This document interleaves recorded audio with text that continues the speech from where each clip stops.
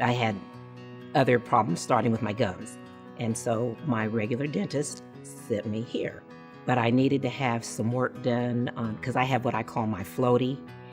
And it's like a tooth in my molars that was really, really loose.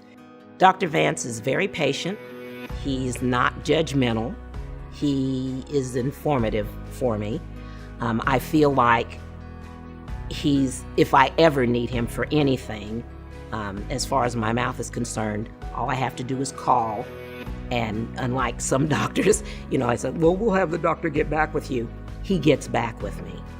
I do not like pain at all. Period. Nil, none, nix.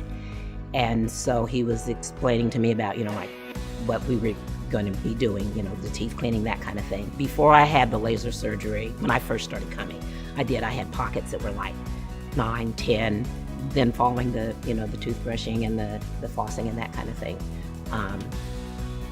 Then they started decreasing. When I come here, I know it's patient first.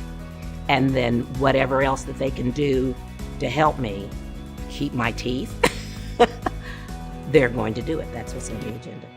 Some of the benefits that I've found since I've been here is, well, number one, I have a new family who cares about me and takes care of me. And